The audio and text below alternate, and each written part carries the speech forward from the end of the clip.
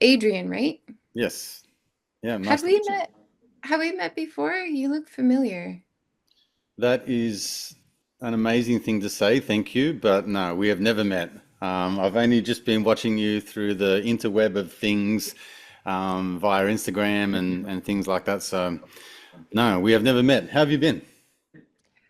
Good. Super busy, kind of jet lagged. Just getting back from the Maldives and Azerbaijan. Went and spoke at the climate change conference, the UN climate change conference.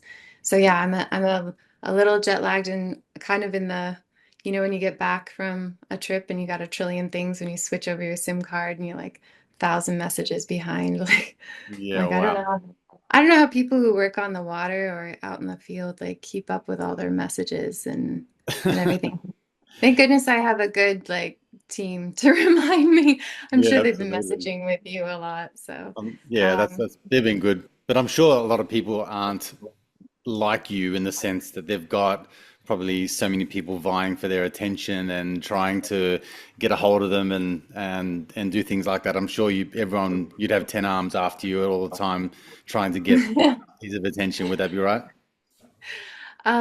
yeah, and I don't usually agree to podcasts for that reason, but I'm Yeah. like, I don't know how people, yeah, I'm sure there's people that are I just specialize in sharks and animal behavior, so the people that have a lot more going on.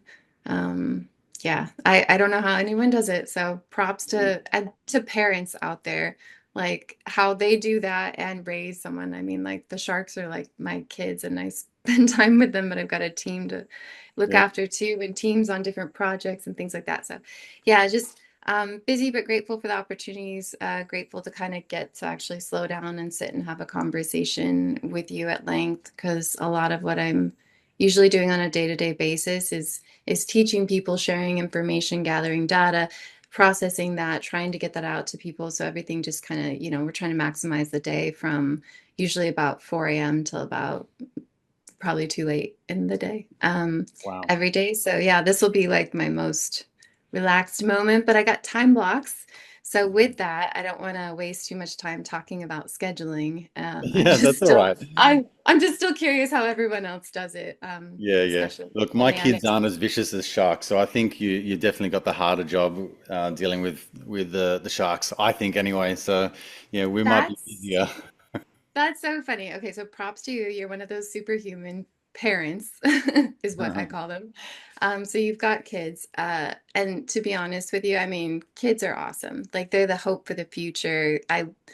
If I'm ever kind of getting down about all the terrible things that humans do to other species and to the planet and things like that, I'll just, when I go into schools and I do a presentation, it Mm, just reinvigorates me and gives me hope because the kids that I speak with, it's like they have fresh minds. They look at things kind of the way that, like, when I was growing up without having all that negative, pervasive media, I just wasn't raised with watching a lot of television, just getting to mm. see sharks, that they're open-minded to the ideas and concepts and information that we have. And it just gives me a lot of hope.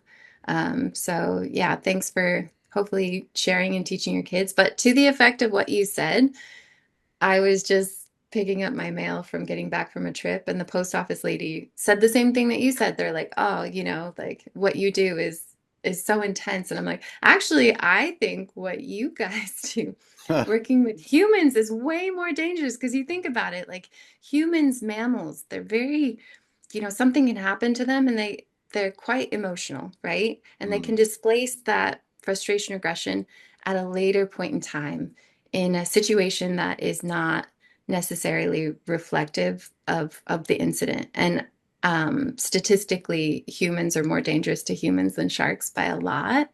Yeah. And with sharks, I love that they're a little bit more black and white. It's their energy conservative. And what you see is kind of what you get. It just comes down to if you see it. And that I think is maybe sometimes the difference of, why those unfortunate mistaken identity bite happened, or even if you're on like a shark dive and something happens, it's just that people don't see them. And with drones, have you seen that drone footage coming out of like Southern California? No, what was that Australia, about? around the world. Oh Mm, my gosh, there's so many cool accounts out there. I'll give a shout out to Scott Fairchild. Check out his Instagram. He's got so much drone footage of great white sharks swimming around surfers and swimmers, completely unaware, splashing like injured animal. And then you can finally see he's essentially helping to prove how often, and this is daily, that even white sharks swim past surfers, swimmers, divers all day, every day, who are even acting like potential prey items, and they turn off. And wow. it's incredible to finally have that kind of technology up there to help people to see the reality that they're not monsters. Yeah, they're capable apex predators, but they really don't get the credit that they deserve for being as cautious as they are. And it's like people blow up the media about a shark bite, but what about the day-to-day thing? The Yeah. shark swam up to a surfer, up to a diver, and turned off. I'm like, Mm. why doesn't that make the news? Sometimes you just kind of think that maybe people want a monster, and they like that story and that sensationalism. Yeah, look, I think there's a lot to be said to that because, when you touch on the thing about the humans and human behavior and all the rest of it, especially like with little kids, I mean, our worldviews get muddied by the perspective that we gain from society or the news or whatever's depicted in movies. It's that's indoctrination and that sort of societal conditioning that messes up our worldview, I guess. And then there's experiences and things like that. Humans are just a very complex animal because we don't have, like sharks don't have problems with their identity. They don't wake up in the morning and feel like, they're just not going to do shark today. They they they just sort of do their thing. They're very much in tune with their body. Like they animals in particular, and this would be the same with sharks. I mean, they can have a ferocious moment and an encounter with something else, and 5 minutes later, they're just like back to their day-to-day life. Whereas, something can happen to you and I, and we're carrying on for fucking years about it. We're just like, this happened to me way back when, and we still complain about it. So, yeah, Yeah. like Yeah, that's such a we're good weird animals. observation. Yeah, and that's why I feel safer around them because really what you see is what you get. They're energy conservative and they're no drama. You know what I mean? Like Mm. they're like we're not going to waste energy on anything. I wrote a couple books. One of them was My Shark Teachers, and it was sort of that bigger life lessons that we could take from sharks, and they've been evolving for over 450 million years before dinosaurs, before trees. So, of course they're going to be intelligent in their energy use, and that I think is what lends to the fact that they don't really waste time on something that they don't perceive as a natural prey item, and why they might be curious but at the same level highly cautious. And we see that again and again through diving and interactions with them through drone footage.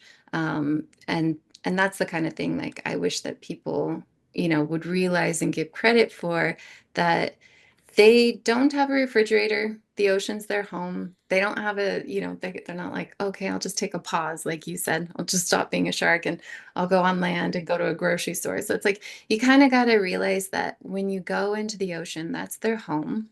And so it's just like going into any other wilderness where you're going to have a wild animal. You're going to have a whole trophic cascade. So you're going to have those apex predators. And apex predators have a really important role in ecosystems. They're the ones that pick off the weak, wounded, injured, sick, dead, dying animals. You think about lions in an African savanna and how they'll encourage the movement of zebra or gazelle and things like that. And that's so important for those populations. Because if they don't remove those injured or sick individuals, then diseases can spread. And then, if populations explode because of the removal of apex predators, then their resources are then going to get diminished, right? Mm. And then their behavior is going to change. And there was another really cool, I don't know if you've seen this, How Wolves Change Rivers, I believe is the title, but I'm not 100% sure. Great study. Someone No. put together a really cool video. Check it out. But it's literally how predators can even change the natural landscape, which can have major implications for so many other species. And a lot of people, they're like, well, what does this have anything to do with me? Why should I care about sharks? I don't go swim in the ocean. Who cares that shark populations are being wiped out brought to the brink of extinction and over 100 million are being killed every year. Obviously not a sustainable number.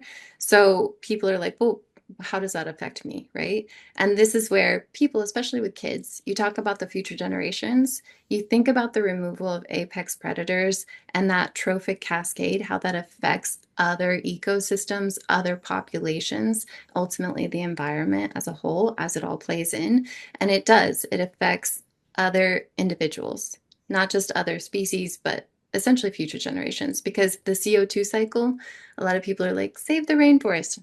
Very important. Please do that. But also 70% of the air that we breathe is recycled by the ocean, and sharks are a component of that ecosystem, even the CO2 cycle. So it's important to actually not just protect sharks, but protect biodiversity. And that's something that I spoke about at that climate change conference because people are not they're not really sure where to go. Like they're like, do we focus on this? Do we focus on? I was like, kind of got to hit it across the board. And I love David Attenborough's documentary. He talks about rewilding and the importance of biodiversity. It's one of those Netflix and chill for a cause kind of videos to watch. I believe it's called, you'll have to look it up, maybe put it in your show notes. But I think it's called One Life. I don't know, David Attenborough, but look it Yeah, up. I mean, I'll check it obviously out. he's done a lot. What's that? So I'll check it out. There's a few things you touched on there which I'm curious to know. So there is a lot of what the ocean does in terms of climate and or at least balancing out the climate is something that I don't feel gets talked about anywhere near enough. There's And when you talk about renewable energy and climate change and all those sorts of things, there's a movement now towards, like I know where I'm on the east coast of Australia, and they want to put wind farms in the ocean. And so it's anyway, it's a interesting take on the fact that you've just been to what'd you say, the UN summit and all that kind of stuff, like doing a talk on the environment and shark conservation, things like that.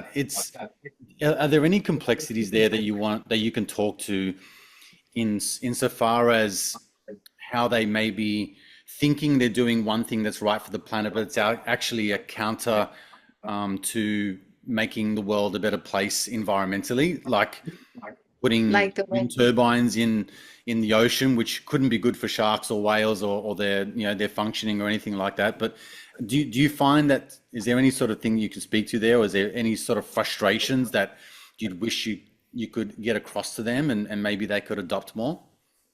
Absolutely. I'm so glad that you brought that up because the wind turbines going into the ocean and creating vibrations can have major disturbances for whale populations, especially, not to mention sharks who actually have these special sensory systems. It's called the ampullae of Lorenzini and the lateral line, which is shared by many bony fish. They're cartilaginous, but bony fish. So they feel those vibrations and it can both attract them, changing their behavior, or actually deter them. But I think more likely that it would attract the sharks and dissuade the whales. So major impacts. I would say against it because I've heard a lot about these things and like even down to how they can't bury them, the salt water is going to degenerate them, the amount of time and energy that it's taking to install them, uh, set aside the environmental impact and wildlife, that there are better ways for renewable energy. And there was one that had popped up during the conference about how they were putting essentially springs under walking areas in high density areas in, I want to say it was Tokyo or somewhere in Japan, but essentially they could do this throughout airports or anywhere that you have a lot of movement. And as the people would walk across it, because you're getting millions of people walking through these areas, as they're pushing down on the springs on these floorboards, that's actually generating so much power and energy. And you think about, okay, what's your environmental impact for that? That's already in an industrial situation and it's pretty easy to install. It's just putting another layer of flooring in and doing those conduits. So there's better things than insulation like wind turbines. Frustrations, I think that some people, if we use that as an example, are going to think of, oh, renewable energy, and they jump on the first thing. They're not thinking about like the long-term impacts, how often it's going to kill seabirds, how it's going to affect other species, because they're just like, oh, we just need to save humans. But that's the importance of protecting biodiversity, is understanding that we do rely on other animals. And even if you look at the protein chain, uh, the primary protein source for billions of people on the planet is seafood. And Mm, that's unfortunate because of the major impacts of industrial fishing. And not everybody is sourcing their seafood sustainably. I don't think that, I mean, depending on the time, I would love to get into all of those aspects. But I think some other frustrations, to be honest with you, I don't know if anybody else would say this, but while I was at that conference, the amount of sort of installations and booths and things like that that were promoting investment in renewable, I would say like real estate, seemed to be quite pervasive. And mm, so for me, the observation on that was interesting because housing is important, right? But if you talk about storm systems, climate change, and how weather is increasing, I think that there's maybe more important issues to address.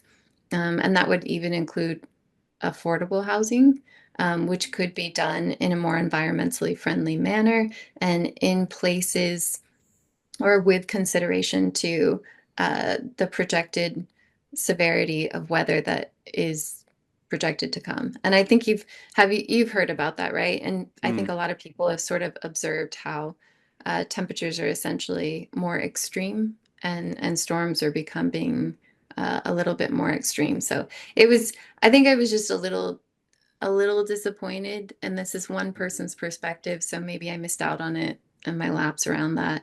But it seemed a little bit like a sales floor, uh, and Interesting you it say felt that. like, yeah, I'm real honest.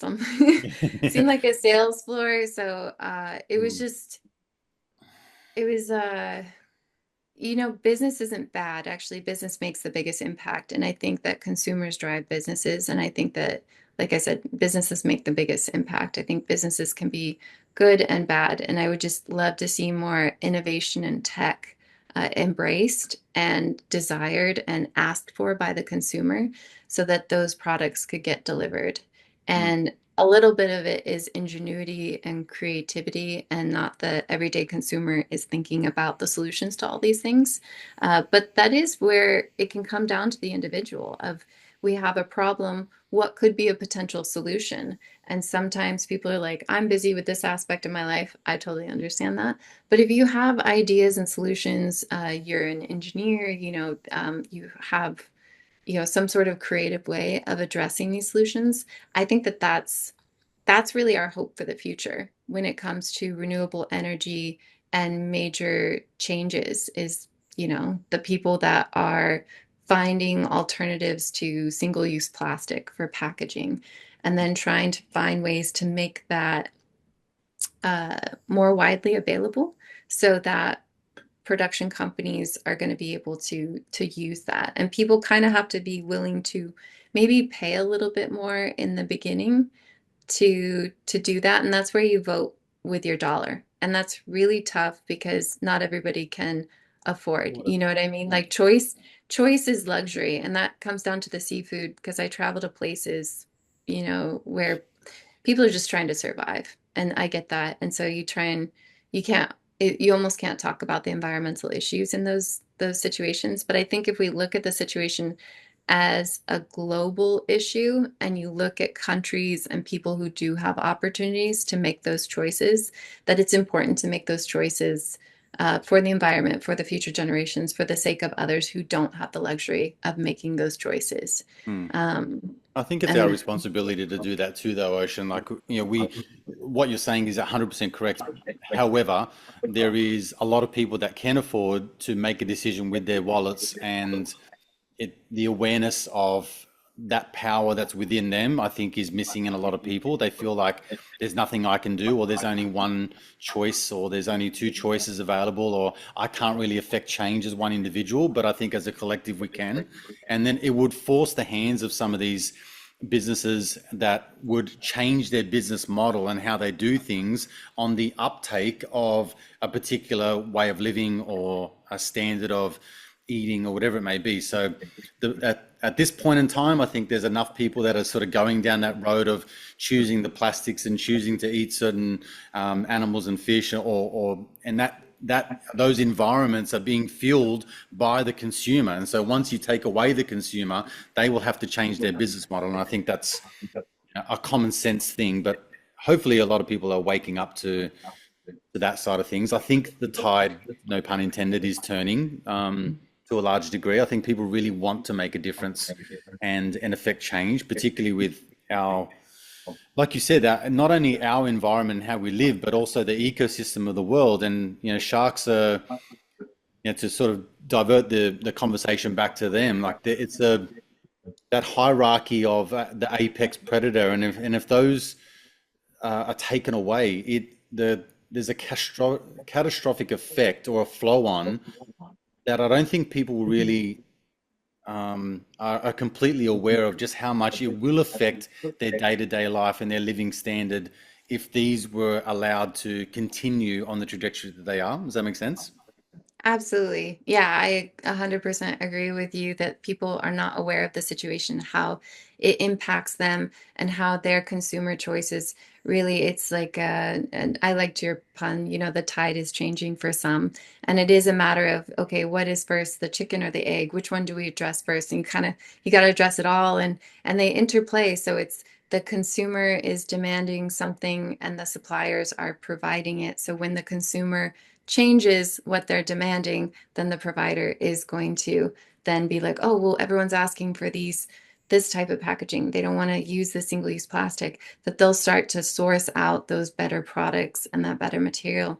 As Mm. far as the trophic cascade and people understanding how shark populations, marine biodiversity is affecting them, really, I think that's going back to that protein source and that CO2 cycle. And I say protein source, I'm vegetarian literally because I've seen so much negative impacts on marine life and suffering from the industrial fishing vessels. I cut so much fishing line and gear off of the reef, off of sharks, off of dolphins, off of whales over time that I Mm. can't conscious consume that. That's a personal choice, not trying to push that on anyone.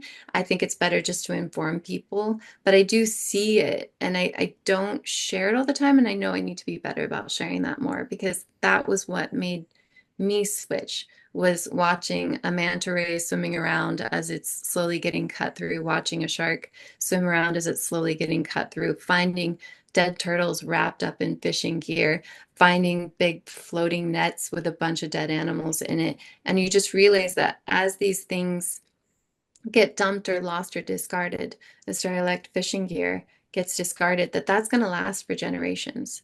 So it's not even about maybe during the course of my lifetime, although I have seen that change.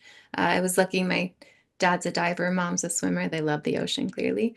But growing up in the ocean, I saw healthier corals. I saw a lot more fish and biodiversity in all these places that we would go to.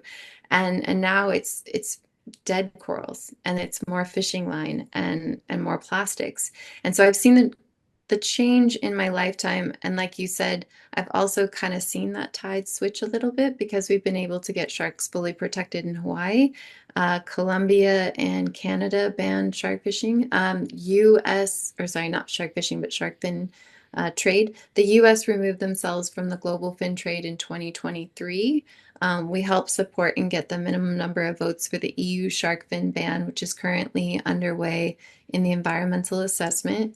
And there's several other smaller incidences where even like areas that are sort of protected, like MPAs, marine protected areas, are expanding. I heard Australia recently expanded a protected area, but I know Australia's history with protecting the Great Barrier Reef, but still allowing fishing to go on and killing of sharks and things like that. And Mm. the drum lines, I was over in Western Australia, I think it was like 2014 or 2015, to try and help stop the WA cull out there. The cull is still going on the eastern board as it has, for some, I think it's been a whole generation. And so that's something that, and I'll give a shout out to Andre and Sarah Burrell, really passionate Australians that are working hard to try and get through to politicians by giving voices in the community uh, to put pressure on them to remove those drum lines and the shark nets because they're not just killing sharks. They're killing whales and dolphins and sea turtles and rays and things like that. And it's actually potentially even encouraging sharks to go closer to shore, which is not great for Mm. surfers and divers who are unaware. So, um, sorry, I can talk about sharks forever and Yeah, I more can time than imagine. I actually have to, but the trophic cascade is just helping people to understand that at the very, very basic, no matter where you live on the planet, that we all rely on the ocean for the environment as we know it. So for weather, for the air that we breathe, that's part of the CO2 cycle. So the majority of the CO2, it's estimated to be around 70%, is recycled by the ocean. So you've got these little phytoplankton and zooplankton, and those are eaten by smaller fish, medium-sized fish, and then bigger fish, and progressively you're going to get your apex predators like sharks. So with the Mm. removal of sharks, which I like to use the analogy, they're like the white blood cells, the immune system, or the doctors of the ocean. When you remove that one, that means that the weak, wounded, injured, sick, dead, dying, or diseased ones, they can spread those diseases to other individuals, which can cause fish stock collapse. They can also be removed, and then other lower trophic populations or fish stocks can explode, and people would think, oh, that's going to be great. More for humans. The problem with humans going in is that they're not selective the way that sharks can be selective. Sharks' sensory systems have evolved to hone in on those weak, wounded, injured, sick individuals, like an immune system. So, if you're removing the immune system, obviously you're going to have a negative trophic cascade.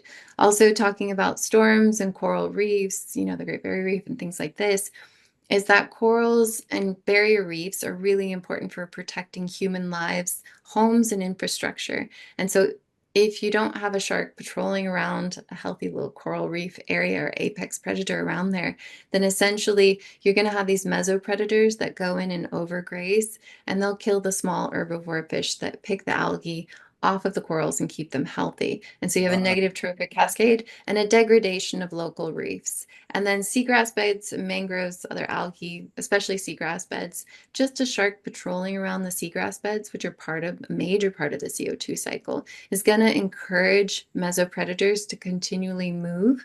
That's going to help fertilize those areas by essentially their defecation. And then also it's going to limit their foraging time. So you can think of the zebra in the African savanna. Mhm. If it's got a lion that's kind of stalking it, it's going to graze, it's going to trim the grass, and that trimming is actually going to spur growth. It's going to spur productivity. And those zebra are going to move, they're going to defecate fecal material, right? It's fertilizer. And that's going to be great for the next cycle, generative cycle of growth. And so having those predators around those populations just to encourage movement, not necessarily that they're even eating them, is really, really important. And humans cannot replace the way that sharks do that. They're not there 24/7 and they're not selective the way that sharks are. And so really sharks have, minimal impact on humans. It's fewer than 10 fatalities globally in an entire year, which is Yeah. amazing. I mean, like, worry about the crazy drunk driver next to you on the road. Like, don't worry Yeah. about the sharks, but worry about the sharks to the extent that you need to realize that over 100 million being killed every year is not sustainable. So if people don't speak up and start to vote for policy changes to help protect them, that we're going to lose sharks. And that's the way that things are currently headed. And if we can protect sharks, we'll also protect a lot of other species, which will help address the issue with protecting biodiversity as a whole. So. Mm. When you say 100 million get killed per year, is that pure just for fishing? But I mean, for their fins or for their shark meat, or is that including the sort of bycatch of getting caught in nets and all those sorts of things? It is actually estimated to be more than 100 million. These are just like more of the verifiable reports. And Wow. people are also like, wait, there's more than 100 million sharks in the ocean. You have to, if you look at the planet, 70% of it roughly is covered by the ocean. And so, yeah, you need to have all those predators. There's over 400 different species of shark. Mm. Not all of them are large predatory, but you need them in all those specific ecological niches. And so they are caught as bycatch, as you mentioned, which means that they're targeting other species of animal. And for every one targeted fish that they catch, they'll usually kill 9 to 12 other animals. The majority of those are going to be sharks. And that's usually in long line fishing methods, but also bottom trawling for shrimp, which just bulldozes the bottom of the ocean, killing Oh, wow. old, ancient, like million-year-old corals, along with much other biodiversity. Like the shrimp trawling thing is like one of the most destructive methods. It's also going to kill sharks, along with their habitats, along with habitats that are necessary for fish to actually be raised. Purseine nets, gill nets, super destructive. And keep in mind, a lot of the nets, they just get lost and those kill for generations. That means your children's generation, their children's generation, those things are still floating out in the Mm. ocean and just killing, completely wasteful. But the number one reason that sharks are killed is actually for a targeted thing called shark fin soup. So they're caught and then their fins are hacked off. Oftentimes, while they're still alive, they slowly bleed to death and suffocate as they're hauled out and they can't swim. So the number one reason for this shark fin soup, which is just a status symbol bowl of soup. The demand comes from China, but every country, almost every country, is guilty of supplying fins to China for this shark fin soup, Right. except, like I said, Canada, now the US, which actually there's still like loopholes in certain areas, Colombia, and hopefully soon the EU as well. But we need more of that banned because that has such a major impact. And then also shark fishing. There's a probably well-known area in the US, Florida, Alabama, Texas, the southern states on Mhm. the mainland US. And there's a lot of shark fishing, like recreational shark Really? fishing, and that's nightly. And I'm sure that there's areas of Australia where they're doing this as well. But they've also got the shark nets and the drum lines out there.